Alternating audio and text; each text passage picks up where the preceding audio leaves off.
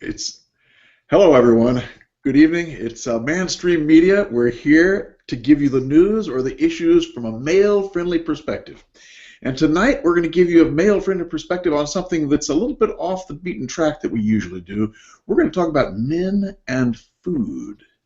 Men and food. And we've got Paul Elam with us tonight out in Houston. Paul, say hello.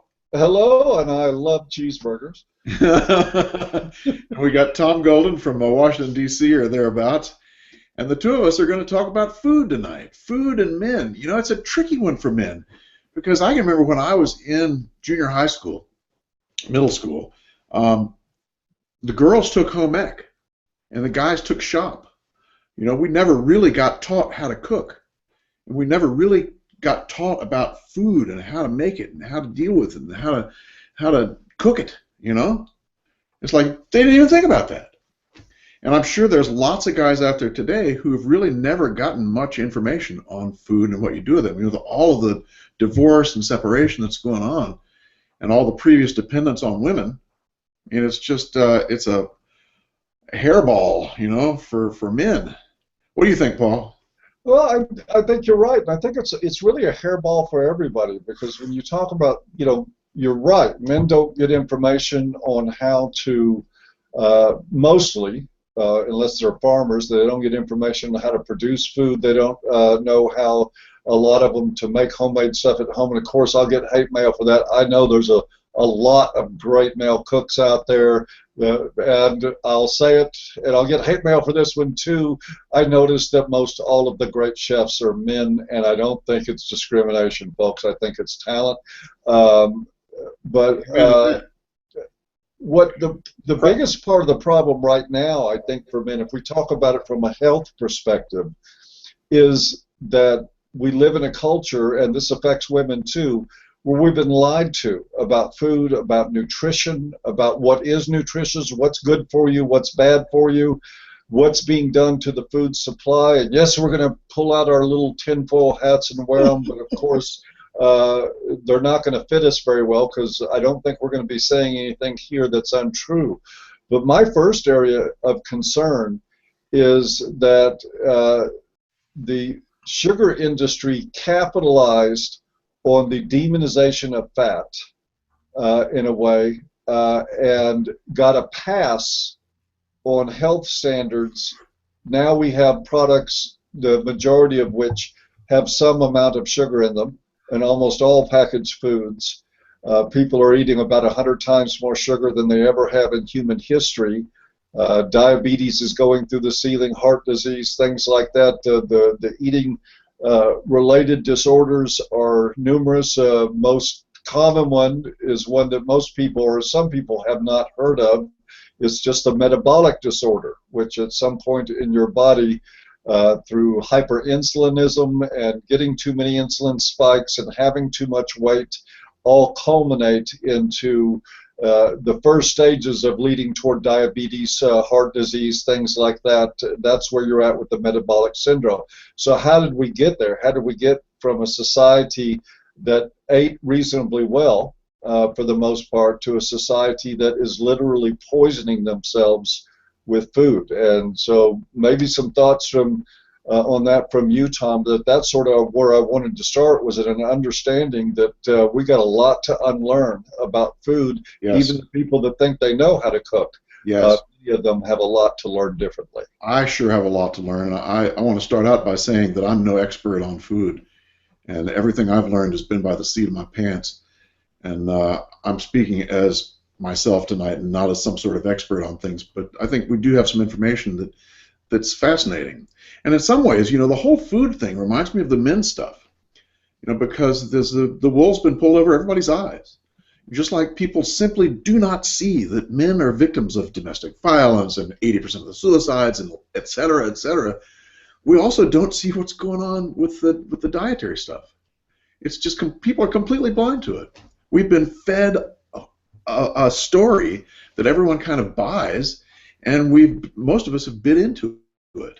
You know, like a calorie is a calorie.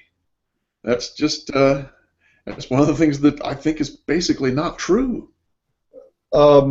Yeah, I was going to say too, and I think we should say I'm not a nutritional expert either. Everything I know I've learned on my own.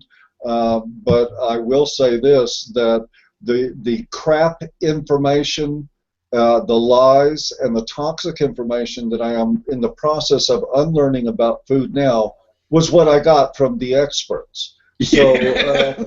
uh, let's qualify that statement. I don't know what I'm talking about, but I have been relying on listening to a lot of experts that are finally starting to talk the truth about food without being influenced by the food industry money that goes a lot of those ways. And basically, the scenario is set up as this: is that we developed a food pyramid back in the 1950s. I think that's complete crap. It was based on the that current understanding of nutrition, which was not very good compared to what we have today.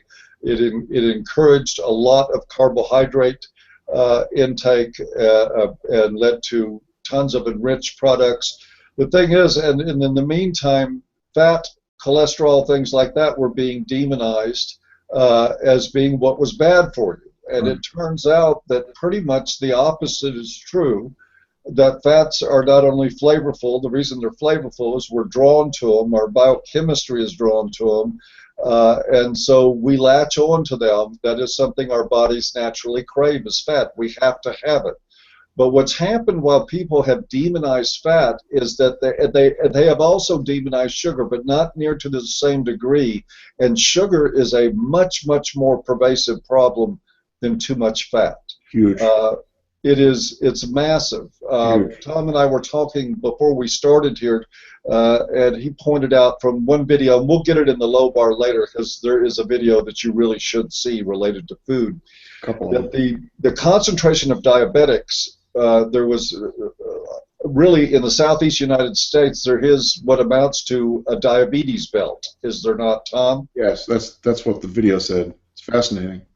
And do you remember any of the numbers of how much more likely you were to encounter diabetes? I wouldn't want to quote the numbers, but basically they were saying that there is a certain belt down there that is more prevalent to have diabetes. And he then looked at the whole world, and it turns out the place that's the highest diabetic concentration is the Middle East. And he said, and why do you think that is? Well, because the water supply is sometimes undrinkable, and Cokes are very prevalent. So you got a lot of people drinking a lot of Cokes. He said something else. He said, alcohol is self-limiting. You can drink just so much before you fall down. He said, but Cokes are not. You can just keep drinking them, and you really sometimes don't even feel the effects of them. So, well, yeah, and what people need to know is that the sugars, the same thing is true of enriched carbohydrates. What happens is when you take in sugar, there's 28 grams of sugar, a solid ounce of sugar, or high fructose corn syrup, or some other kind of crap in Coke, that you drink it, and it causes a spike in your insulin.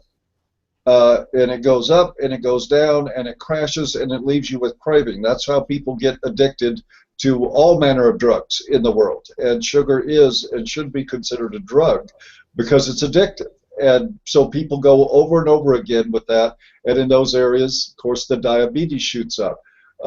Tom and I have both had doctors tell us the same thing in very similar words, that the sugar industry has killed more people than the tobacco industries by far, and that's what we're looking at.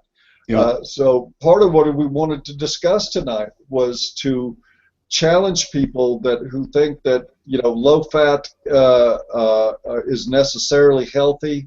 That if you're looking at the things that cause disease, that they know cause disease in your body, it is carbohydrates, and especially in the form of refined products and sugars and things like that. That's what's making people sick. That's what's driving a lot of the obesity in society. It's not fat. Yes, and I've tried to cut back on carbs. I've tried to cut back for a couple of years probably, but lately I've been more strict with it, and it's fascinating. I eat what I want to. I eat cheese. I eat meat. I eat God, what else? I mean, all kinds of really delicious food, but I'm losing weight, literally. I mean, it's just amazing to me that we made this prime rib over the weekend, last weekend, and man, it was filled with delicious meat and filled with fat. I probably had more fat than I've had for a long time. Still lost weight. You know, it's not a matter of calories in and calorie out. It's a matter of what you eat and how your body chooses to process that. And the sugar confuses the body into not processing, into not turning that into energy where we go out and want to run, you know? That's what that video was about. I hope we're going to leave a link to that video. I will put the video in there. One of the things that it pointed out that I think is also pretty important to say is that this doctor giving the lecture, I'm sorry I can't remember his name at the moment, but he pointed out that as far as medical science knew, there were only 2 points in human development where it was preferred to gain weight. Right. One of them is pregnancy, and the other is adolescence. Puberty.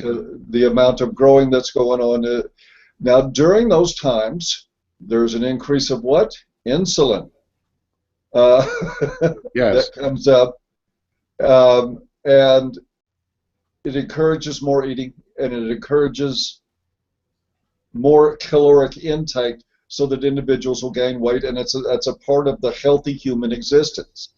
The only other thing we have now that makes insulin spike the same way that adolescence and pregnancy does is sugars and enriched carbohydrates. So what you're doing is essentially telling your brain to go into the mode of either pregnancy or adolescence so that you will put on weight. It's not fat that does this. It is refined carbohydrates and sugars and alcohol to a less degree. Yeah. But it still metabolizes similarly. You end up with the same problems out of that. Not scotch. Go ahead, huh? Not scotch. Oh, I forgot. Not scotch. Scotch is carbohydrate free, fellas. Yes, and so is Maker's Mark. It is. I promise you, there's no carbs in it. But the thing is that the world has been trained so much, and the sugar industry has fed into this drastically, and companies like Monsanto and people invested in feeding you crap foods and making money off of it. What they've actually done, if you look through products in a grocery store, you will see products and see sugar is listed as relatively high on the ingredients, but you'll be thinking, why did they need to put sugar into this? What a lot of people don't know is that so manufactured foods, canned foods, things like that, things that don't require any sugar whatsoever, will have sugar in them in levels you may not even be able to taste when you eat the product, but you still get the addiction to it. It still makes their product more purchasable because it will give you that very unhealthy spike in insulin, and you end up again in metabolic disorder and in shorter life. Yes. And I think shorter lifespan is kind of a men's issue that we certainly is. It certainly is. Yeah, and another thing, Paul, is the sugar is certainly carbohydrate, but the carbohydrates like corn, potatoes, white potatoes, and things like that are almost the same as sugar. Yep. Break down basically to sugar. And so, I didn't eat any sugar. I had French fries or a baked potato. Well, no, actually you ate sugar, because that carbohydrate breaks straight down into sugar, and it does the same thing to your system. So being careful about what we eat. Right. One way I've heard it put is to avoid foods that are white for the most part. That are white. White. Flour, enriched flour, sugar, all the purely white things, and not all of them, because like cauliflower is white, and it's a great cruciferous vegetable that's very healthy. But to avoid the processed sugar, avoid flour. And folks, there are substitutes out there now that are absolutely amazing. There is coconut oil to cook in, which is a very, very healthy oil. There is almond flour. There's all kinds of nut flours. The products are getting better. What was that? Flaxseed flour.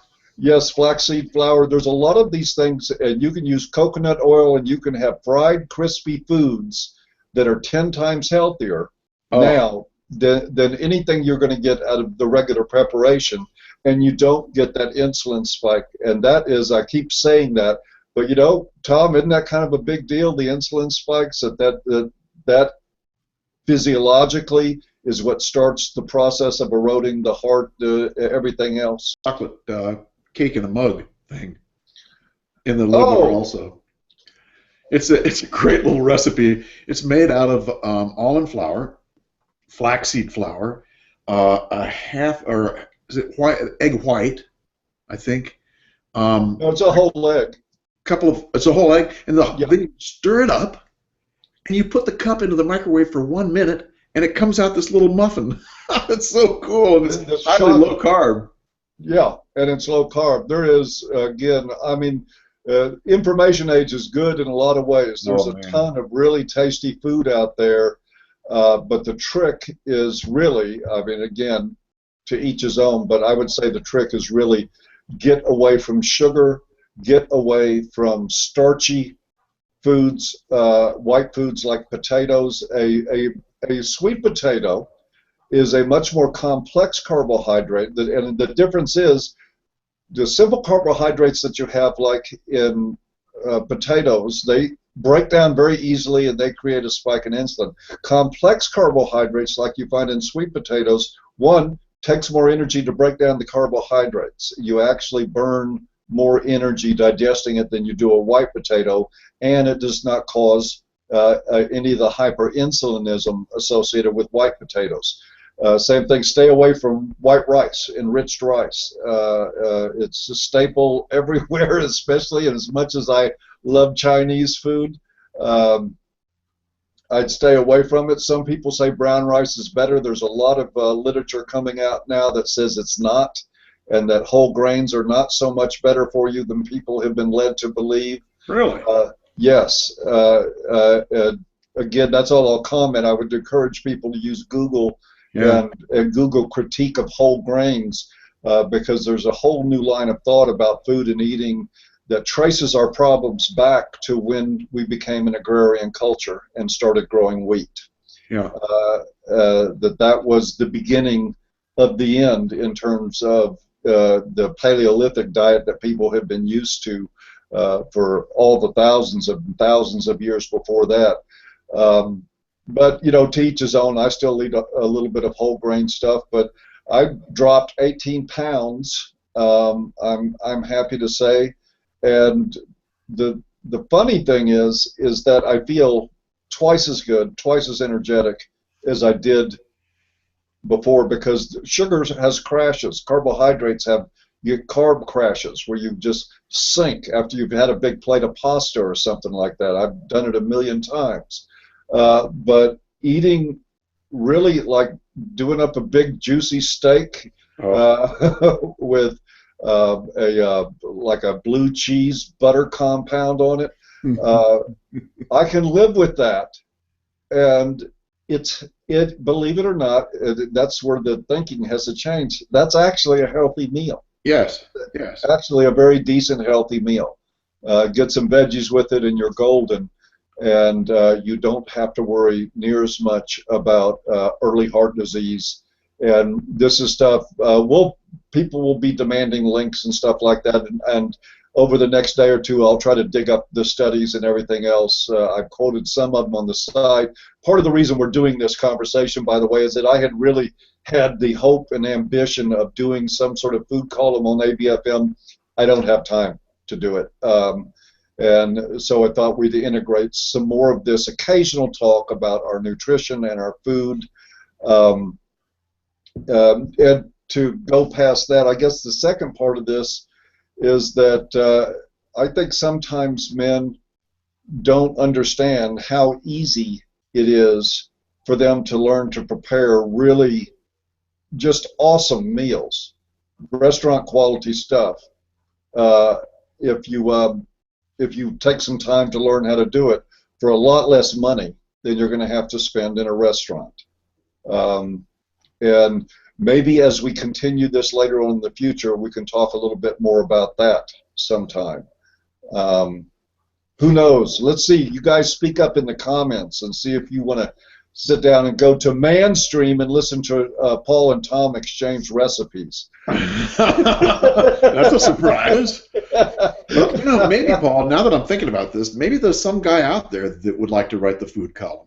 Somebody who's very knowledgeable, somebody who's got some experience with food and with preparing things. Some man out there, get in touch with Paul. Are you listening, T-Dom? The damned old man. He's not only a psychologist, he is also a real bona fide chef. Really? Writes for us from time to time, and he's an extraordinarily good writer, and he knows as much or more about food as anybody I know. So, really, if you're out there, Walter Romans, which is his side name alongside T-Dom, Walter, your audience. Your beloved audience awaits you. Yeah, man. I think it's an important topic. I really do. I do too. I think it's a really straight important facts about food and how to cook it. Yeah. And how to enjoy it. Because I tell you what, not break yourself doing it too. The less carbs I've been eating, the better I feel. I mean, I hate to turn this into what sounds like a damn info commercial, but really, I mean, it does feel better. I feel like I have more energy. I feel it feels good. Yeah, I guess I better say now, we don't have a cookbook or a nutrition book to sell. So, nor do we make money off any food you buy. We're really just talking about this because it is an important subject. I think that especially as men age, you do start thinking more about things like diabetes and heart disease. That crosses your mind a little more often as the hair turns blonde, as I like to say. But it is an important topic in terms of the way you feel. Yes, too. It really is. Activists have stressful lives. They do. They're marked by a lot of stress, and the diet that you eat, if you're not doing this up and down sugar exhausting rush all day long, drinking Cokes, and if you're not shoveling in a lot of pasta, which gives you essentially the same effect. A bowl of pasta is a bowl of sugar. Yeah. Metabolically speaking, there's not really much difference between the two. Yeah. But if you like waking up feeling halfway decent and having a little more energy, some simple dietary changes like that will actually do that for you. Yeah. It's really a win-win, too, because good information about diet and good information about foods leads not only to good-tasting diet, but also you feel better. So it's a number of wins in a row. And you know what? Activists need to be able to eat right so they can have more energy, take care of themselves. I'm happy, Tom, too, for the opportunity to say this to the sugar industry. Yeah, really. And, I felt the same way when I quit smoking. Matter of fact, just recently, I quit on my birthday. I just got 3 years. All right. Congratulations, Paul. Yeah, and part of the enjoyment of that was that I was no longer a slave to the tobacco company. Yes. They had me getting out of my bed at 3:30 in the morning and driving across to wherever store I could find to buy cigarettes because I could not go back to sleep unless I had one. And I lived that way for 30 years. Oh, I know about that. I was a smoker myself. It's freedom. And this is very similar to that. It's starting to look at, they're lying to you. They're lying to you to get your money. They're selling you something. You pay for this, they give you that, as Bruce Springsteen, I believe, said. Or no, that was Neil Young. And you end up with addictive products that are not even that satisfying. They leave you hungry an hour later. Because they've literally fallen apart in your stomach and turned into sugars, and it's just a trap to live that way. So every once in a while, I know we're going to have some people in the comments that say, "Oh, you mean, man? This isn't men's rights. Well, it's nothing about men's rights." I know it's probably that comment's probably already out there. What's this got to do with men's rights? Never seen that before, but it has to do with men's health, and men's health is important. It really is important, psychologically, physically, everything. And what we're trying to do here at ABFM all the time is to bring you a little bit of light in a world that lies to you and keeps you in the dark about stuff all the time. And this stuff about food is just about as bad as feminism. It is. It is a toxic industry, killing people, tripling the rate of childhood diabetes. It is just amazing what's going on right under our nose. We're being poisoned by added sugar into all our food just to addict us and make us buy more, and it's killing us, and people are looking the other way. Everybody's looking the other way. Yeah. I don't know, Tom, should we take an anti-sugar campaign? Yeah. You ready? Yeah, that way Jezebel can accuse us of hating sweets. Those nasty sour men's activists. Oh, yeah, that's it. But let's see. Anything else? I think I've spoke my piece on this subject. Here you go. Only the other thing that crosses my mind is some recipes. We could talk about. But we don't need to do that. Well, we're still early. We got a few minutes. Yeah. Those that don't want recipes will hang up on us. I'll tell you what I got going right now. Paul has given me some recipes that are just outstanding, and that chocolate muffin in a cup is one. And another one that I'm about to try, I haven't tried it yet, is the low-carb bread, which Paul swears tastes like cornbread.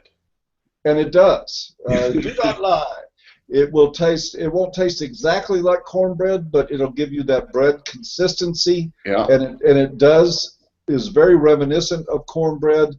It is simple as it can be to make. It's inexpensive to make. And it means a person on a low-carbohydrate diet can have a sandwich. Yeah, really. Which is actually, since it is redundancy that gets people to fall into bad habits, having variety is like a real important thing of changing the habit, and that gives you that. I'll tell you about a recipe I'm doing right now, real simple. It's cooking as we speak. I got a 2 3/4 pound chuck roast, beef chuck roast. What you do is just heat up your big skillet or Dutch oven. I use a Dutch oven for it. Heat it up in there, throw it in there, sear it all around, and then deglaze that with a mixture of green chilies, tomatoes, and onions. And what does deglaze mean, Paul? Deglaze is when you cook a piece of meat on a hard surface, and you take it off. You see all the bits that are left sticking there frequently? You'll have little pieces of meat and charred pieces that stick to the skillet. Yeah. Well, a lot of times people you can deglaze with anything: water, wine, whiskey, anything with liquid in it. And so you pour that in, and what that does, and you stir it as it cooks a little bit, is it brings up all those little bits. Those are very flavorful bits of food in the bottom of the pan, and it blends with the sauce that you're making or the vegetables that you're making to just get some added flavor. But you just salt and pepper your roast liberally before you sear it, and then throw it in the slow cooker with that sauce you just made and let it sit for 6 hours. Yeah. On low, and it's like unbelievable. And it takes maybe 15 minutes of prep, and then all you got to do is wait till it's done, and you've got like 3 or 4 days worth of that food there. Yes. And it's quite delicious. Yeah, man. I cooked one actually a couple of weeks ago, and all I did was I put in a cup of red wine, 2 cups of beef broth, and cut up some vegetables like carrots and celery and pile it in there, and turn the slow cooker on and let it go. It was about 6 hours later. It got up to the right temperature, and boom, it's ready. And it was so good, so tender, Easy. That's a guy's recipe, man. It's a guy's recipe. Throw everything in that crock pot, put the top on it, put it on low. You're finished. Yes. And the whole house smells good. And it's also a Texas guy's recipe, because recipes like that, these big roasts and loins and stuff that are done in slow cookers, you can make quite a version of like pulled pork out of doing pork shoulder in that with the right seasonings. Is that we eat a lot of tacos down here, so I can take a low-carb taco, like 3 net carbs per tortilla, Yeah. and make tacos. And I like making tacos out of unusual things, so it works real well for me. Sounds good. And then, of course, jalapeno peppers, eat them all you want. Oh, man. Really? Oh, me. So I feel good. Yeah, I feel good. I've had a good dinner. I've got a batch of homemade sauerkraut that it would be ready tomorrow. Homemade sauerkraut. Now, how do you do that? Real simple. You slice your cabbage really, really thin, very, very sharp knife. Slice it really, really thin. And I've got what's called a molcajete. Mexican people and people that are familiar with Latino cooking will know what that is. It's like a mortar and pestle, only for food. It's made out of lava, and you grind stuff up. But if you don't have a molcajete, you can just pound it with something, and you just pound the cabbage up, and you add about 1/2 to 3/4 a tablespoon of salt per batch, and you press it, put some pressure down on it, and that releases all the liquids, and then it ferments. It just sits and ferments for a minimum of 3 days. And if you've ever had that kind of sauerkraut instead of the store-bought brand, you'll never go back to store-bought. Really? Yeah. Interesting. It's a very, very simple process, and it makes it a lot better for just in terms of flavor and the way it keeps in the fridge too. Sounds cool. Yeah. Sounds cool. Yeah, I should have worn my Iron Chef T-shirt or my Morimoto T-shirt for the program tonight. Just didn't think about it. Yeah. Next time. Next time. And speaking of that, next week we will be back with Warren Farrell to talk about more real men's issues, not like cooking and food. But I would, depending, let's see what the guys got to say. Give us a line about this. If you want to hear more about food and stuff, man-friendly man plates of man meals, then we'll be happy to talk about it here. If not, we'll move on to something else. Well, we're going to move on to something else anyway, right? Well, yeah. It'd be good to hear if people are interested. Yes, absolutely. In fact, it'd be good to hear if someone out there is an expert that can offer something. Maybe like I said, call-in thing going. T-Dom, I'm talking to you. I'm talking to you. People are going to tell you about this. I'm calling you out, dude. Yeah, man. No, a column by him would be just absolutely awesome. Yeah. Yeah. Good.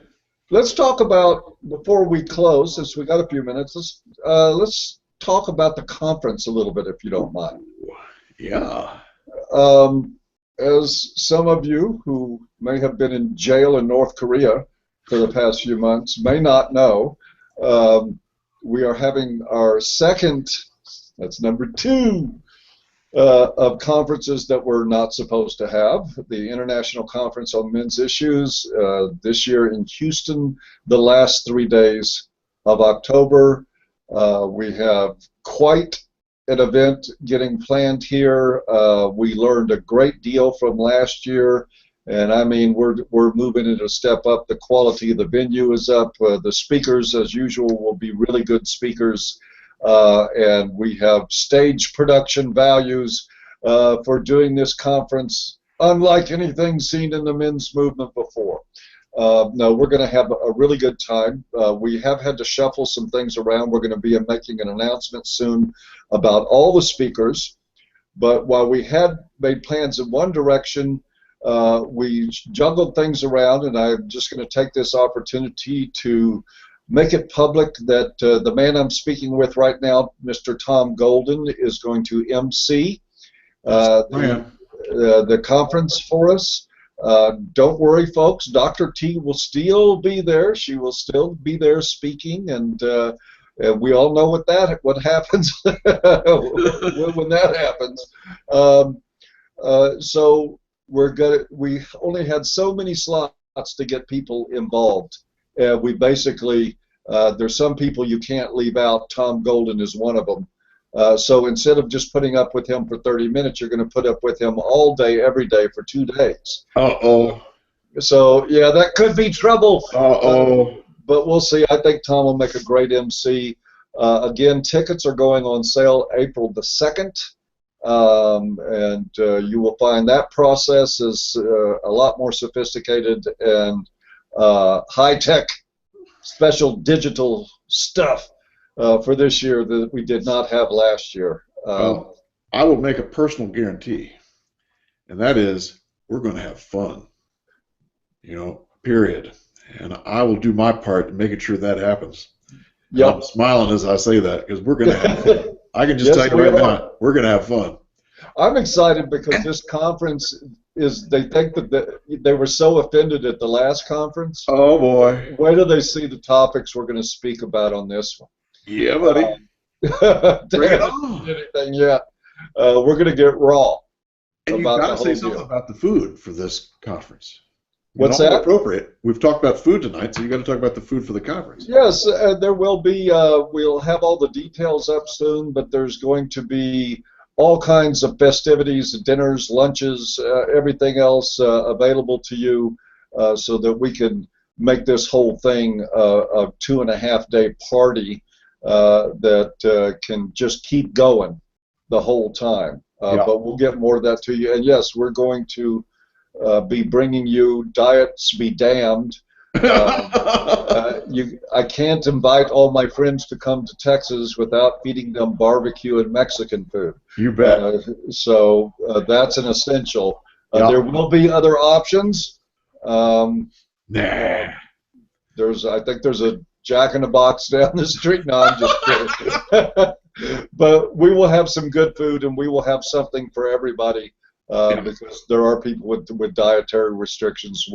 We'll have everybody covered, but we got some good caterers on this, and it's all looking very rosy right now. Yes, indeed it is. Looks great. And with that, are we about finished? I think we're about finished. I think this is done enough for tonight. I think so. Don't forget, Paul, there is no I in MANstream. And also, men are good. Men are good, baby. Bye-bye, guys. We'll see you. Good night.